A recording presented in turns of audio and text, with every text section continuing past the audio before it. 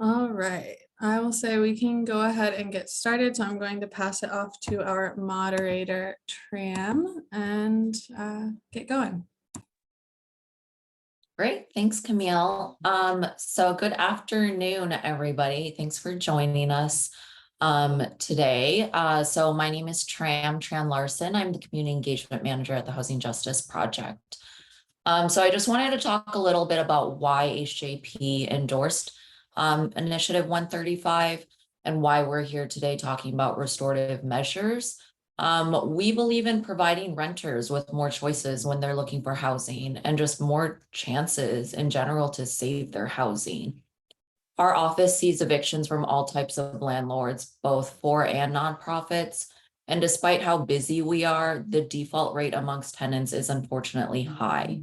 When a tenant is defaulted, it means they didn't respond to the legal paperwork or they didn't show up to their hearing, and they automatically lose their case and are evicted. We know that there are many reasons that tenants don't respond or show. They have debilitating mental health issues. They can't read or understand the paperwork. Maybe English is not their native language, or they're hospitalized and they can't miss a day of work, or they don't have access to technology or the internet, or they're just simply terrified that they're about to lose their housing and they freeze. Our court system is not exactly a friendly and inviting space. We also see neighbors that are brought in as witnesses for their landlord, and we have to wonder, has their landlord or their attorney explained and outlined what the process actually entails? Do these folks fully grasp the consequences of testifying against another tenant?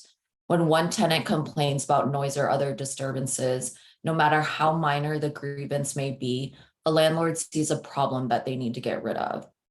There is the argument that we already have public housing and nonprofit housing providers, so there isn't a need for social housing. Information from court records shows that tenants that live in public or nonprofit housing and facing eviction for lease violations or behavioral issues are actually more likely to be defaulted than tenants in for-profit housing. So tenants' chance to save their housing is even less likely. We all want a place to call home, but in our current system, that involves making somebody else homeless. What if instead we prioritize building a community in our homes with our neighbors so we can all feel safe? When a conflict arises, we give folks the opportunity to talk and rectify the situation, because more often than not, there is a story behind the issue that the other person just isn't aware of. We provide folks a space to hold each other accountable without perpetuating institutional harm and trauma that wreaks havoc in our communities. Evictions are our current remedy, but it doesn't have to be. We can put people before profit. Landlords' interests do not lie with their tenants' happiness. Otherwise, they would conduct repairs in a timely manner, not raise rent at exorbitant rates, or fight tenant protections tooth and nail. The purpose is profit. And when someone risks their profit, they aim to get rid of them without addressing the underlying issue that will only continue elsewhere. It's out of sight, out of mind. So this is why HJP is here today. We don't want our services to be needed. Our communities deserve safety and accountability, and we can take care of each other so we can all thrive. With that, I will introduce our panelists today. So we have Karla Davis, she, her pronouns, from our office. Karla is the statewide advocacy coordinator at the Housing Justice Project, where she helps support right to counsel attorneys in their eviction defense work. Karla is a graduate of the University of Washington Law School. Prior to law school, Karla was a BIA accredited representative within the Violence Against Women unit at the Northwest Immigrant Rights Project in Seattle. Karla was born in Mexico and raised in the Kansas City area. We also have Heather Gadd, she, her pronouns as well, who is a full-time mother of 5 and full-time student currently pursuing a degree in Indigenous Archaeology and Native American Studies, as well as a part-time bookseller at a local indie bookstore. As someone who has experienced housing insecurity and an eviction in the past, and also a current renter, she now welcomes opportunities to advocate for renters' rights and finding solutions to alleviate the housing crisis. We also have Mateo Hernandez, they, them pronouns, who is a queer Latinx person of color with roots in California, Arizona, and Washington. Mateo works as an operation manager at Communities of Color Coalition, where they look forward to all opportunities that foster collective healing. They work as a change agent, convener, teacher, artist, and healer. Mateo's goal is to serve as a healing presence and offer transformational, healing-centered, and trauma-informed spaces for people seeking to explore and reflect on their identity, experiences, and relationships. Thank you so much for joining us today, to all the panelists. I think we're kicking it off with, are we doing questions first? Okay, great. So Karla, the first question I have for you is, can you just describe from your experience how the existing system works to address conflict in rental living situations? Yeah, hi everyone. Thanks so much for having me be part of this panel. This is such a great topic to talk about, and very much a work in progress to build kind of new models of housing, and having relationships with our renters and folks that are very much left behind by traditional legal and housing systems. So yeah, as far as the question, there's very minimal actual conflict resolution, let alone anything resembling restorative justice, transformative justice that takes place in the cases that we see. For those who don't know about Housing Justice Project, and Tram gave a great intro into a little bit of what we do, but we do, our day-to-day is eviction defense work. So our attorneys are in court 5 days a week, fighting against evictions. And it is a really awful system, right? Courts really work to strip people of their humanity. The judges or commissioners that we see in the courts, do not care about, that tenant's underlying struggles and the life situations that they may be facing. And very often we see everything from landlords wanting to evict tenants over, clutter in a patio, to non-payment cases, right? Someone hasn't been able to make rent, to folks who are in mental health crises, right? And who maybe have created an unsafe environment for other people. But our defenses to all of these cases are very different, but what these cases have in common is that none of these folks, none of these situations should result in an eviction or someone being part of an eviction process in any way. Because right now, as the system stands, it's very much a root cause of perpetuating the cycle of poverty, of perpetuating racism, and of course, displacement, housing instability. And so for us, it's horrible to see every day that landlords still choose to engage in evictions, and actively work to displace people. And as Tram mentioned, some tenants choose to testify against their neighbors in courts, and support these very, very toxic, violent systems. And something important to know that Tram also mentioned is that a lot of the times these landlords are not big corporations, right? They are nonprofits, they're housing authorities, they are mental health facilities, and I see cases from across the state, and this is happening across the state, right, where mental health facilities are seeking to evict folks who they've been given money, have been given government subsidies to work with folks that need extra help and need extra support, and need more, just need a lot of understanding, right, in terms of how they interact with others, and may have outbursts, and may need conflict resolution. But the answer that these landlords, mental health facilities are still choosing to actively engage with, is the court system, is eviction, which just renders that person houseless. So that's kind of, the current model that we're still working under.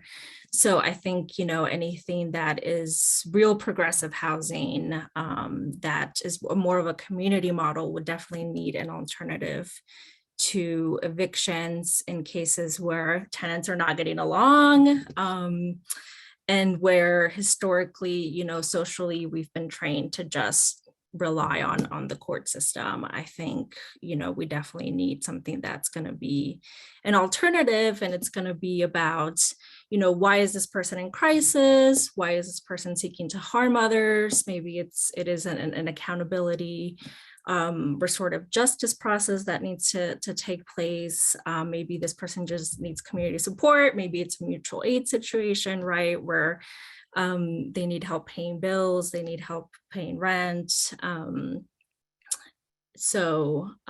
Yeah, that's kind of a little bit of how toxic the court system and eviction process is currently, and why we need an alternative. Great, thank you so much for that, Karla. So Heather, the next question is for you. So to the extent that you're willing, can you just walk us through your personal story of when you experienced an eviction and what the process was like from your perspective?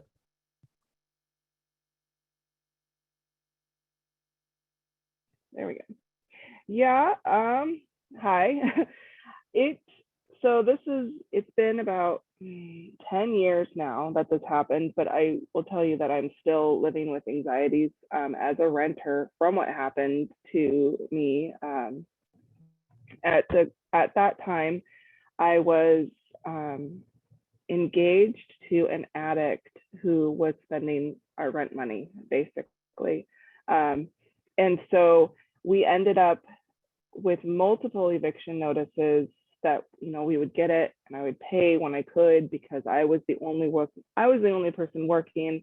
I had a newborn, I had a 3-year-old, and then I worked at home as a transcriptionist without reliable transportation. So, I was doing my best to maintain this home, and I was getting it from, any knock on the door, it could be an eviction notice, that kind of thing. It was the landlord was texting me, yelling at me, telling me I needed the rent. And I remember one time I tried to pay her and she refused my payment because she didn't take checks, because I was concerned that if I didn't give her the payment now and she didn't cash it now, it wouldn't be there later when I could get it to her. Again, because I had unreliable transportation and she only allowed me to do money orders. So anyway, we finally got evicted. We tried to move everything we could out. I ended up having to move in with my aunt, again, with my 2 children. And we weren't able to get everything out in time because there had been a snowstorm on the time that we were trying to move everything out in a timely manner. My ex-fiance, late fiance, he had done the court thing, but honestly, I don't know if he actually did the court thing. I had zero idea. Again, I was at home, I had to work, I had children, and he was quote unquote covering it. So I honestly don't know what went on, if anything went on, because he turned out to be an unreliable person when I look back on it. So anyway, we 2 days later, we go back after we were supposed to have left the place, and I go and all of our stuff is on the front lawn. I have a 3-month-old in the car and a 3-year-old in the car, and I am taking all of my possessions off of this lawn and stuffing them into my car. I had one lady go, hey, I think there's a baby blanket in there. And I'm like, listen, there's a lot of baby stuff in here. I have a baby and it's now out all on this lawn. Meanwhile, the landlords across the street just laughing it up and having a great time talking to the other neighbors about what's going on. 3-month-old screaming in the car because I need to nurse her. And I'm stuffing all the clothes, all but my 3-year-old's like, hey, mommy, my bike's out on the yard. I'm like, I know, honey. And, I'm going to get it all. I amazingly somehow got it all in the car. And then, from then on, it's not just, I no longer, I live with my aunt, but trying to find housing subsequent to an eviction created even more harm past the time when I was no longer with this person because they had died. But this followed me, and I was treated, quote unquote, when you are applying for an apartment, they treat you like a felon. They follow the same procedures as if you were a felon as you would do if you have an eviction on your record. So not only, am I trying to find housing for me and my new relationship, and there's this, or even before I got married, just trying to find any housing was just, I ended up having to pay more because, and of course, I'm still a single mother, so I'm having to pay more that I can't afford just to find some place to live, or living in places I can't afford just to have a place to live. And then even to this day, my rent relationship with my landlords currently is fine, but getting that text from a landlord or about anything just sends my anxiety through the roof. And I have to have my husband just like, please, can you take care of this? Because I just can't do it. But my anxiety just goes through the roof. And so that is my experience with it. Just, it's been 11 years since it happened, and I still deal with the effects daily of that whole process. And I share it now so that, again, I love to advocate and love to move forward and love to see things change, because nobody should have to go through that at all. Thank you for sharing your story, Heather. I can't even imagine how traumatic that was. Can you talk a little bit about it, how you would like to see the system changed? Personally, I don't want to say I have a vendetta, but I am very wary of landlords that are not a corporation. Not that corporations are better, but people who are just people that are landlords or that have an extra house that they are renting out and it's a source of income. I would like to see people I'd like to see a more stringent, I don't know how to say it, requirements for those that are going to be landlords. Not just anybody who has a house can do it, but I don't know, a training, a certification, something, a threshold of how much money you're making, so that that person, that they're not dependent on your income for their income. And I realize that's pretty much the model nowadays, that they're dependent on that. And I'm like, that can't be it, because everybody has stuff. And as far as the eviction process goes, I don't understand how some people prolong the eviction process, quite honestly, because I felt ours was within a month. It was very quick. But just more help as far as resources, or this is a number to call. I scoured the internet, and they talked about lawyers, and and I was like, where are these people? How do I get to them? And this is 10 years ago, before Zoom or before a lot of things were available. I'm like, I don't know who to talk to.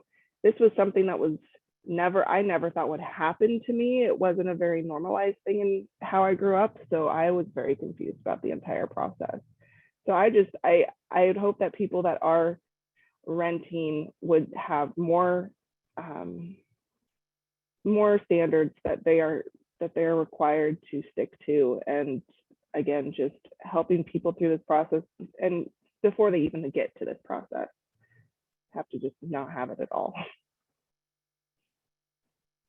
Yeah, absolutely. Thank you for that. And thank you for calling out, how some of the worst offenders that we see at HJP are, the small mom and pop landlords, the individuals. So much kind of left to their own biases and the decisions that they want to make for themselves, without any type of accountability or, checks and balances system. So it's difficult, because those are the same people that also ended up renting to me, because despite my past, right? So they're like, oh, we see you have the money, and we see you've got the credibility, but those are, it's just a two-way. It's like that you love them or you hate them, because they're the ones that give you the opportunities, and they're the ones that take it away. So again, I'd like to see that more standardized or something. Absolutely. Thank you. So just switching a little bit. So Mateo, can you talk about the restorative justice process? How do you define restorative justice? And just can you describe how practicing it might play out in housing owned by the Seattle social housing developer? Yeah, thank you so much, Tram. Also, first want to just say thank you both to Karla and Heather. Extremely humbled to sit on a panel alongside them and talk about this. I think it's a beautiful example for folks watching, right? What a co-design process looks like, what collaboration looks like. Centering folks with lived experiences is incredibly important and is a key tenet to restorative justice. So to answer your question, what is restorative justice? There's so much I can say, but I'll give you like the brief rundown, right? So a couple of assumptions, and then I'll go into principles of RJ. So some of the key assumptions of restorative justice is one is when people or relationships are harmed, right? What results from that is a bunch of needs. So needs are created once harm occurs. Once those needs are created, right, they then generate a list of obligations, and those obligations are all to heal. So when people and relationships are harmed, needs are created, and then there's an obligation to heal. Those are the assumptions and foundations of restorative justice. Some principles of restorative justice or values include restoration, accountability, and engagement. So restoration is what we do when we acknowledge and repair the harm caused by and revealed by some kind of wrongdoing that resulted in harm. Accountability, of course, encourages a sense of responsibility for folks to address the needs and begin repairing the harm. And then engagement, I think, is a key tenet to restorative justice because it involves those impacted, including the community, in developing a resolution, which is why, again, I'm like humbled, right, to sit with both Karla and Heather to talk about this. I think your second question, and correct me if I'm wrong, Tram, is like how we practice or how we might practice restorative justice, correct? Wonderful. So with that being said, I think one thing I want to start with is like why the legal system alone doesn't work and won't work, right? And how that might actually generate limitations in imposing a restorative justice model or framework within a legal context. So one thing within the legal system is like the exclusivity of professionals, right? Like it's left to attorneys, judges, and landlords and their attorneys, right? To kind of come up with the solution of what they think is best. And that is antithetical, right, to what restorative justice is asking folks, which is to center those harmed. And I think one thing as well is it'd be very difficult to convince the court, right, that the harm is actually not against the landlord. The harm is against the person who's been displaced, right? And so that key assumption already is some work that we would have to do in a restorative justice model, is making sure that the folks that are involved are acknowledging that the harm is not to the person, or not to the landlord, it's to the person being evicted and their community. And the reason we say their community is because we know that evictions result in the dissolution of neighborhoods. And they're also a key predictor, right, to gentrification and displacement. And so with that being said, right, if we were to do restorative justice efforts within the context of a legal system, we would have to center those who are harmed and ensure that they have rights and those rights are preserved. Oftentimes, again, in a legal setting, folks lose rights or have limited ways of participating, either like a victim impact statement or something like that, in order to be involved within the setting. And so I think for restorative justice in particular, it's important to note that it should not look like a mediation, right? Like I think some folks' idea of restorative justice is like, oh, we'll bring in like this neutral third party and they will mediate a conversation between the landlord and the person being evicted, the tenant, right? And come up with the solution that's best. And I want to be very clear, right? Like that is not what restorative justice is offering. It's not just mediation, right? It's community engagement that results in restoration. And so what that might look like is bringing in opportunities from folks who feel the loss of a person being evicted in either a building, a neighborhood, and whatnot. They would also have a say in this process. But I think before I begin to ramble, like just honing in on those three principles. As long as there's community engagement, there's restoration, and then there are mechanisms for accountability, particularly against those with power. In this context, that would be the landlord. Then we can see restorative justice efforts being pushed forward.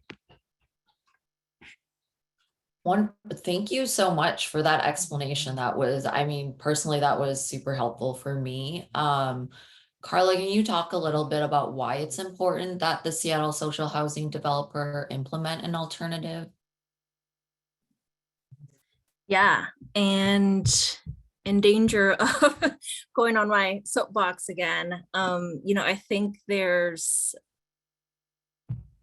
needs to be a shared kind of political analysis that evictions will always be violent, right? That they work on the premise that property rights are more important than housing people, than working with struggling human beings. They very much also feed this idea of like revenge or punishment, right? Like if a landlord, is, as we often see, in some kind of vendetta against a tenant because, of some minor thing, they're of course going to run and file an eviction over anything they find, right? And the system is created for them to be able to do that. So yeah, I think we really have to, any kind of alternative has to push back on that kind of being our immediate response to someone, on someone not meeting, some expectation, some socially constructed expectation of like, this is what an ideal renter looks like, right? Which I think we very much still have in society. It's you didn't pay rent, right? It's not like what's going on and like, why didn't you pay rent and how can we help you? And so I think, these are reasons why evictions will never be justified.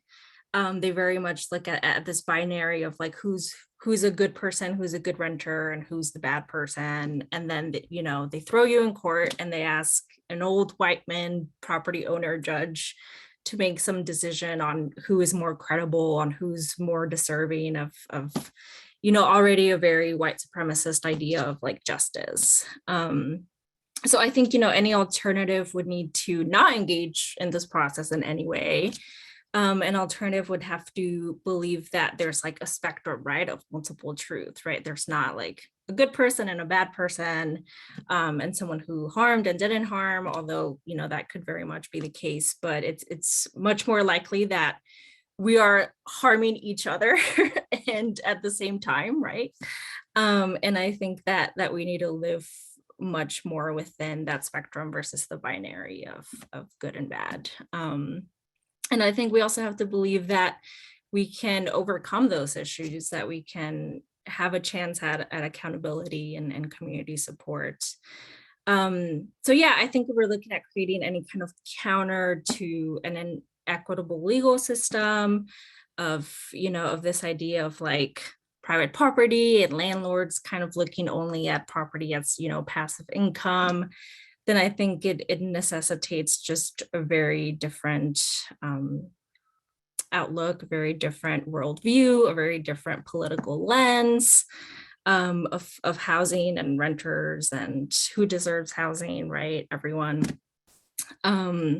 So yeah, I think, we just have to be able to come together and think of new ways that are not, you do something minor, I, get an attorney, we start an eviction, we like send you all these complicated legal documents, we ruin your tenant record and your credit, and then put you in this cycle of poverty and oppression when you're potentially already in crisis and struggling. So yeah, I think, and I think any kind of alternative, we need to focus on just kind of generally building relationships. I think not waiting for that moment of crisis, not waiting for that moment of lease violations, right? I think it's very much about not being transactional in the way we work with people and being in each other's lives, a lot more. I think, if Tram and I are neighbors and she's doing something that annoys me or actively harms me, like it's so much easier to engage with her, right? If we've like been intentional about our relationship, if we know each other, if we say hi in the hallway, right? and we can, I think, much more easily intervene. But yeah, I think it takes that kind of shift in worldview and like personal politics. Great, thanks, Karla. So this question is for Mateo. In what types of situations could restorative justice help to prevent evictions? Yeah, beautifully said, Karla. I think she teed me up very well.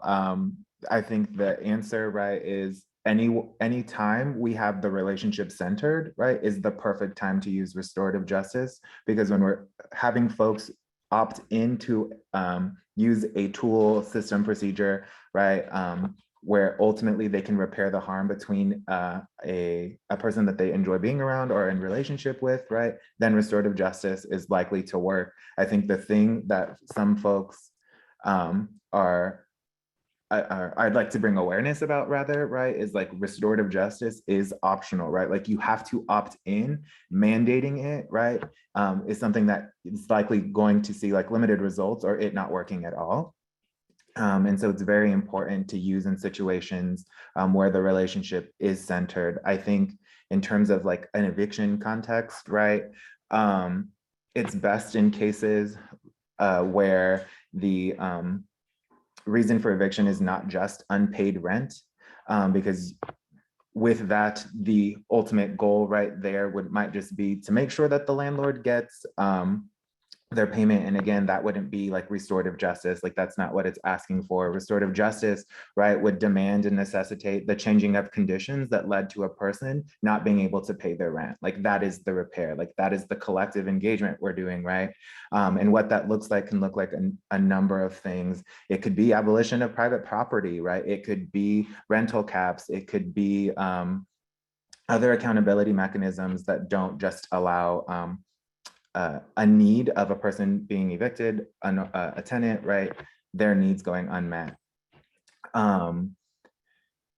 Yeah, I don't know if that helps to answer your question. There's like a lot of limitations that I see in this happening, in the way that it would play out. I definitely think like anytime you can recenter the relationship of somebody, you'll ultimately see restorative justice like being used the best, right? But what that means is also up in the air.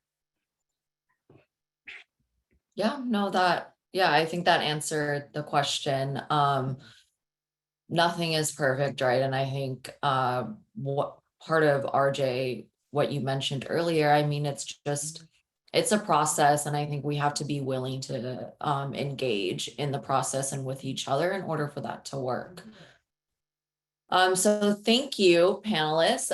Those were the questions that we had. I'm going to open it up to the audience to see if folks have questions. So feel free to type them in the Q&A box. I do see one that we have. So it looks like this question is for Mateo specifically. So when there is a conflict between multiple tenants within a building, how do you imagine RJ would work within the building's community? Yeah, what a wonderful question. I think oftentimes, right, in key examples of restorative justice, it's just between two parties. And as the attendee has mentioned, right, there are cases where there are multiple people involved. And so what that would look like, right, again, part of one of the principles of restorative justice is engagement. So it's important to cast the wide net who all is affected. So if there are multiple people, it's likely also going to be affecting their families. It's going to be affecting other tenants and whatnot. And so you would convene all of those people together, right? And it could look like a process where you're meeting with each one individually, negotiating like, what is their goal? What is their hard boundary? Like where are they going to walk away at, right? And then asking them would they consider like an alternative where they come in and talk collectively, right? In like a healing circle format. Again, I think, right, I say that not to co-opt like indigenous knowledge and practices, right? But that is a practice that restorative justice uses and centers. And so I would imagine, right, it would be multifaceted, multi-layered, where you're meeting individually. And when I say you, I mean the facilitator of this conversation, the convener of this conversation, would meet with folks individually, assess their needs, assess their experience of the harm caused, right? And then coming back to the group, relaying that message of like, this is what the harm is, right? These are the needs that have been identified, and what is everyone's plan for moving forward to meet those needs and ultimately repair the harm. I think, right, the convenience of the law is like somebody can immediately do something, but the benefit to restorative justice is it does center the relationship. It tailors to everyone's needs, right? And it mitigates against the most amount of harm, so it doesn't just fall on one side or the other. Great, thank you. So our next question is for Heather. So what do the applications look like that have excluded you from housing because of your eviction history? And are there any applications you've done that haven't asked about it? Most, if you're looking at corporations, most of them, even not corporation, even private people, they ask for your credit history, and that shows right there up on your credit history. So I would say most, if not all, have either asked for credit history or have asked for prior eviction status. And you know, I was honest on all of them, and you can't lie on your credit report. I'd say it's regardless of whether you can pay or whether eviction usually is just a giant red flag that they'll immediately refuse to rent to you. My current place was probably the first time the guy's like, oh no, I don't care, you have a job, you have the money, you know, I understand your situation, and and we've been here for 7 years. We've had 2 different landlords since then, which is an experience in itself. But yeah, most of them will ask for a credit check, and that got me every time. Yeah, thank you. Yeah, I think that's been our experience as well when working with, you know, other tenants. It's very rare that that question is not asked. Okay, this one isn't specific, so folks can, you know, feel free to answer. Karla, it might be in your wheelhouse, but the question is, if I don't have a background in law or renting, is there a way an outsider can help distribute information or help with law and policy? Yeah. So we do, you know, regularly try to engage in kind of 101s or tenant rights presentations, right? Just because there are lots of new changes in the law. One of the major big new changes is that there's a right to counsel now, right? So if someone has an eviction filed against them, they are entitled, if they're income eligible under 200% of the federal poverty level, that they're entitled to an attorney to help them and represent them with their eviction case. I think there's still a lot of, you know, what we see is there's still a lot of intimidation, right, against tenants that landlords engage in. There's a lot of illegal lockouts, right? And tenants are just kind of like, okay, well, I don't know where to go to. So I think, you know, letting folks know that if they're facing some of these issues, there are some resources. I think, you know, if it is, you know, someone that has received court documents, connecting them with someone that, you know, letting them know about right to counsel. Yeah, and I, you know, like Mateo mentioned, there's lots of changes that we would like to see that, yes, are very much still within traditional legal aid, but will provide some harm reduction, right? Things like the rental caps, and you know, combating some of these issues around illegal lockouts, harassment, right? So I think, you know, if you can engage in any way with local city councils, right, with the state legislature, that all does make a difference, right? We've been able to help more tenants with right to counsel, and that was, you know, a big kind of push from the ground up from everyday folks who said, yeah, right, we need to have this in the state. So yeah, I think, you know, that kind of knowledge and then sharing of knowledge is super helpful.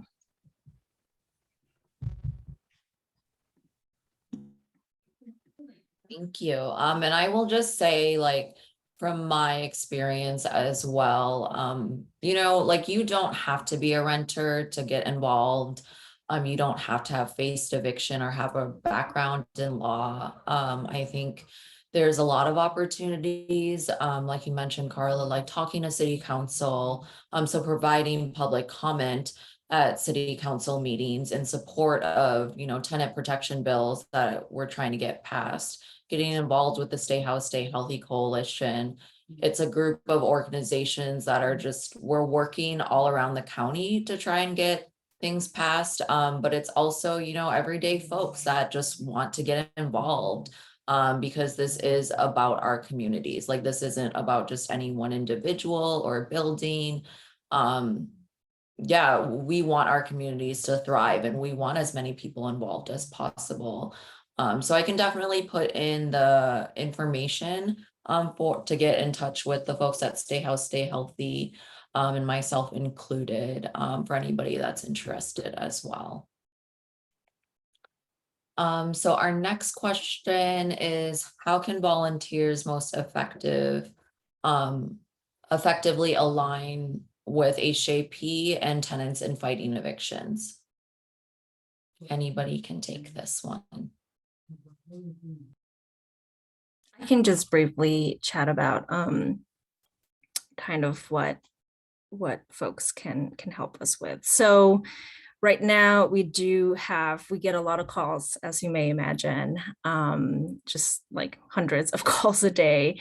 And so you know, like the rest of the world, are having lots of capacity issues. If you do have a legal background, if you are an attorney, we have volunteer attorneys. And so we, you know, assign folks, you know, a tenant to call back and kind of give them advice on their case.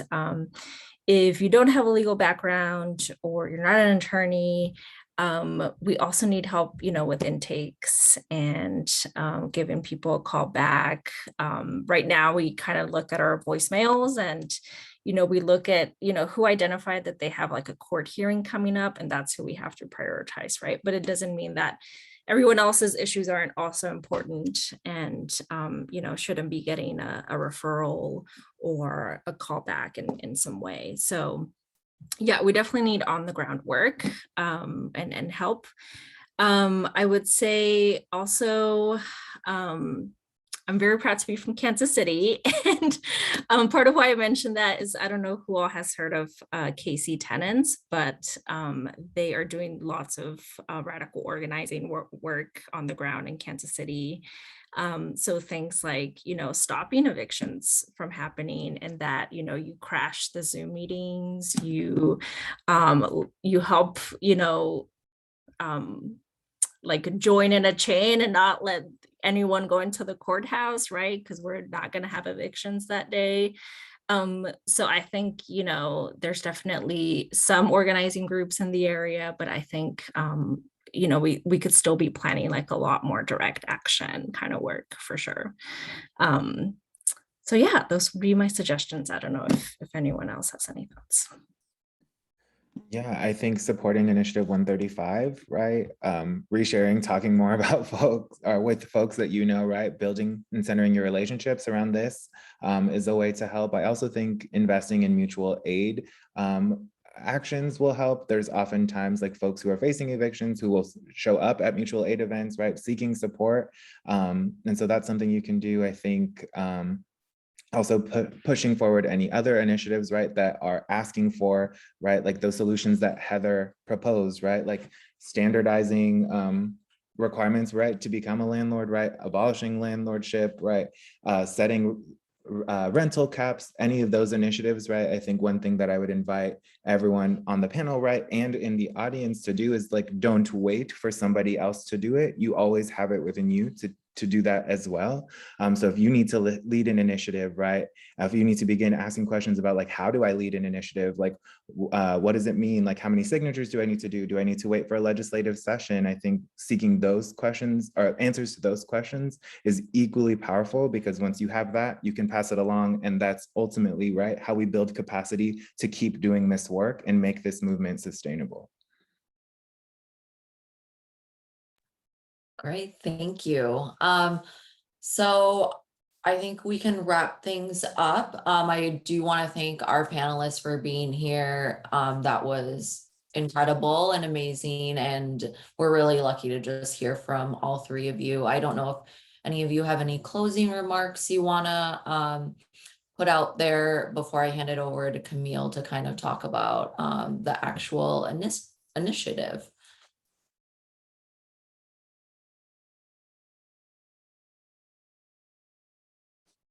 Doesn't sound like it, so it's all yours, Camille. Awesome. Thank you all so much. Thank you, Tram, for moderating, and Mateo and Heather and Karla for your wisdom and experience and everything that you shared. As some people in the audience might know and some might not, Initiative 135 is to create social housing, which is publicly owned, permanently affordable, cross-class and renter-led housing. Financial evictions are strictly prohibited under the initiative. So any financial reason would never happen, eviction would never happen. And there's the line that Housing Justice Project helped us write on the restorative justice for when there are community conflicts between people living in communities. So just super cool to hear how that might look, why we need that, and really appreciate everyone for being here.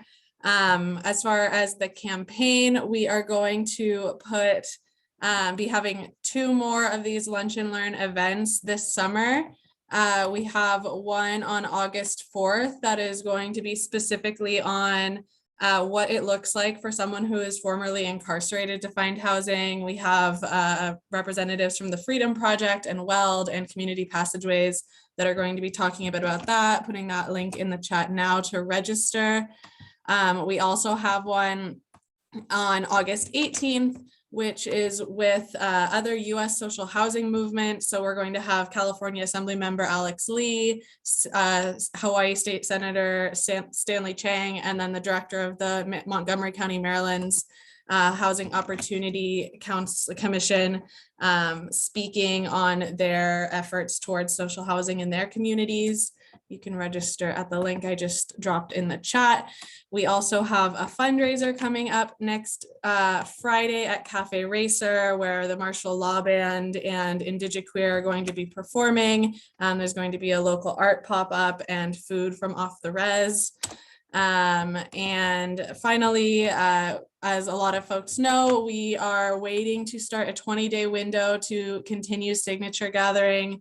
We are hoping to hear about that today or tomorrow to be able to start this weekend. And as always, you can go to our Twitter at @house_neighbors to get updates on that.